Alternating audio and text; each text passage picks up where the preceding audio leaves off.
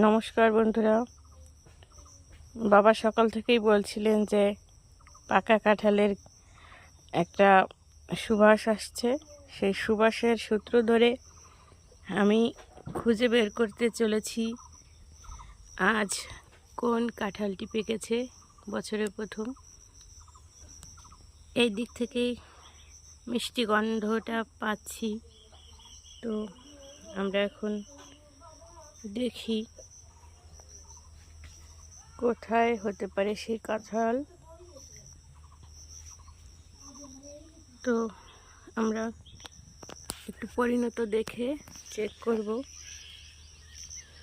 প্রথমে এখানে আসি, না এটা শক্তই। এরপরে এখানে আসলাম, এটাও শক্ত রয়েছে, এগুলোও শক্ত, আর এগুলো তো ছোট। এখান থেকে এগুলো শক্ত। এইদিকে তো দেখেই মনে হচ্ছে যে অপরিণত, এটা বড়, এটা শক্ত রয়েছে। তো এদিকেও দেখি একটু চেক করে, না এগুলো শক্তই। দেখুন কি পরিমাণ ফলন হয়েছে গাছটিতে। উপরের দিকেও রয়েছে অনেক। তো উপরে এগুলো কি করে চেক করব জানি না। তো এখান থেকে একটু দেখি, এটা শক্ত, এগুলো ছোট, বাকিগুলোও ছোট।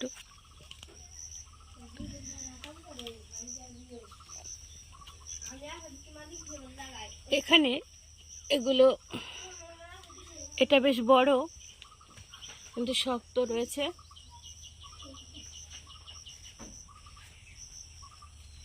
এটাও শক্ত। দেখি এটা, দেখি এটা তো কষ বের হচ্ছে মনে হচ্ছে উপর দিক থেকে। এটা একটু ধরে দেখছি। ওমা, এটাই তো, হ্যাঁ এটা দুলছে। দেখুন, বিশ্বাস না হয় ভালো করে খেয়াল করুন, এটা কিন্তু দুলছে, ভীষণভাবে দুলছে। এটা নিশ্চয়ই দেখা যাচ্ছে ক্যামেরায়ও। এটাই আমাদের সেই পাকা কাঁঠাল। তাহলে অবশেষে আমরা বছরের প্রথম কাঁঠালটি পেতে যাচ্ছি ঈশ্বরের অপার করুণার ফলে। সমস্ত সৃষ্টিই তো তার। তো আমরা অবশেষে পাকা কাঁঠালটি খুঁজে পেলাম। এখন ঈশ্বরের উদ্দেশ্যে এটা নিবেদন করা হবে, তারপর সেই প্রসাদ পাওয়া হবে। তো বছরের প্রথমে যে কাঁঠালটি পাকলো, আজ কত তারিখ? বাংলা বছরের, বাংলা মাসে বৈশাখের আজ কত? 26শে বৈশাখ বা 25শে বৈশাখ হতে পারে। 8ই মে আজ।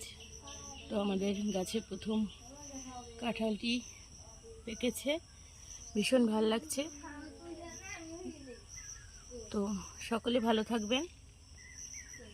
কাঁঠাল খুবই উপকারী একটি ফল, তাই এই ঋতুতে বেশি বেশি ফল খাওয়ার চেষ্টা করবেন, কাঁঠালও খাবেন। এবং এই পুষ্টিটা শুনেছি যে অনেক দিন পর্যন্ত আমাদের শরীরকে উপকার করে। তাই সকলে ভালো থাকবেন আর শরীরের যত্ন নেবেন। ধন্যবাদ সকলকে।